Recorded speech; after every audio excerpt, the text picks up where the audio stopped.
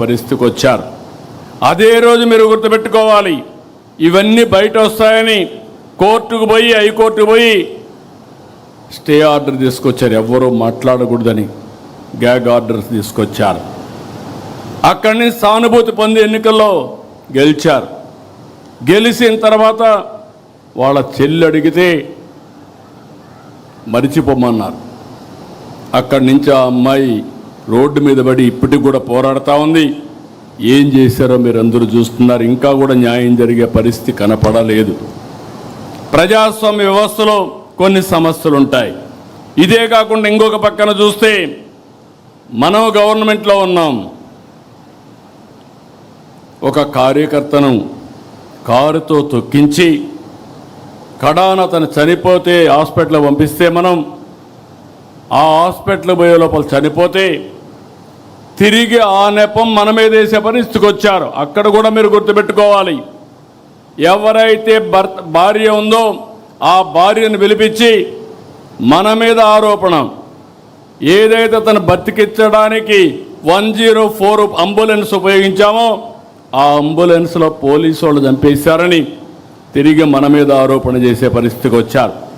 అది కేసు పెడితే కోర్టు పోయి స్టే తెచ్చుకున్నారు.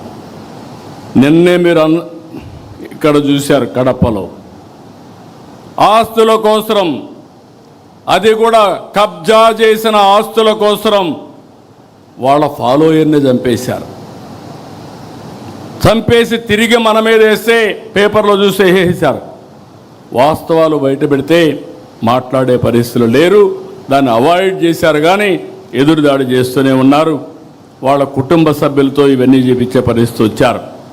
నేను అందుకే మిమ్మల్ని అడుగుతున్నా, నా జీవితంలో రాజకీయాలు చేశాను, నేరస్తులతో కాదు, రాజకీయ నాయకులతో రాజకీయాలు చేశా, బేషరతుగా పోరాడా.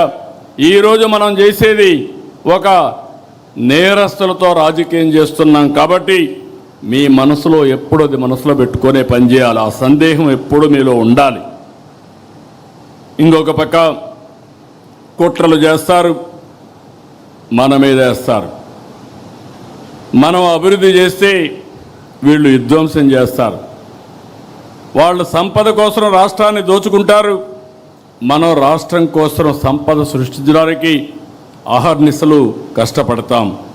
మంది అభివృద్ధి, వాళ్ళది అవినీతి, విధ్వంసం. ఇది పదే పదే ప్రజలకు నచ్చజెప్పవలసిన బాధ్యత మనందరిపైన ఉందని చెప్పి కూడా నేను మీ అందరికీ తెలియజేస్తున్నా. మీరు రిలాక్స్ అయితే అబద్ధమే ప్రపంచం అంతా చుట్టూ వస్తుంది. ఈ విషయం కూడా గుర్తుపెట్టుకోవాలి. అందుకని మనం గుర్తుపెట్టుకోవాల్సింది, దీన్ని ఎప్పటికప్పుడు మనం చేసే పనులు చెప్పడమే కాకుండా దీన్ని సమర్థవంతంగా ప్రజలకు అర్థమయ్యేట్టుగా అప్రమత్తం చేయాల్సిన అవసరం ఉంది. ఇది ఒక పార్టీ అయితే, తెలుగుదేశం పార్టీ అంటేనే క్రమశిక్షణ. తెలుగుదేశం